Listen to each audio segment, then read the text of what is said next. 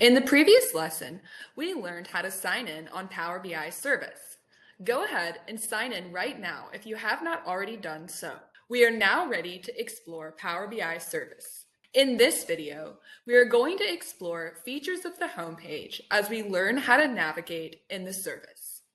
Now that we've learned how to sign in, I'm going to demonstrate some different features available on the Power BI service homepage. So once you arrive at the homepage, your screen should look somewhat like this. Now, I want to show you two different ways to view the homepage. Up here at the top right, we have this button, which changes the layout of the home screen. So you have a simplified view, which is what we're currently seeing. And then we also have the expanded view.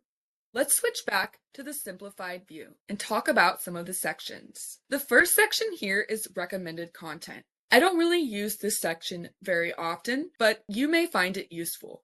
Underneath, we have recent, which I do use this section quite a bit because if there's a report, for example, this returns analysis that I use pretty often, then it's nice to have it available right here to just go to it from the home page. We also have this favorite section. So if you favorited anything, which I have not, reports, dashboards, any type of content that you've chosen to select as a favorite, it would show up here. So this is also handy for quick access to frequently used content. We also have My Apps. So these will just show the apps that you have access to in your Power BI service.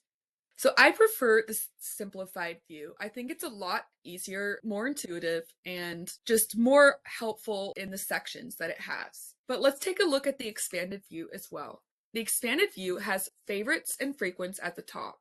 And underneath, we have some training content available from Power BI that Microsoft has actually created for you. So it has Power BI basics, different tutorials, sample reports, and how to create reports tutorial. And underneath, we still have this recent, favorites, and my apps sections.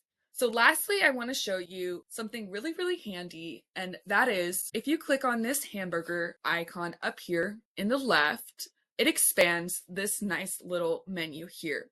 This menu I find to be very, very helpful, because I can access my workspaces right down here. And workspaces are just going to help you organize your content and find your content when you have a lot of content to sift through. It's kind of like a folder system. We'll talk about this more in our next section. We'll also talk about my workspace, which we see is right here underneath workspaces. Quickly though, I want to cover a couple of the options here. We have create. So this is if you want to create content, which as a business user, you're probably not doing as much of. We have browse, the data hub, that's outside the scope of this lesson, so we're not really going to dive into that here, but just know that it's available.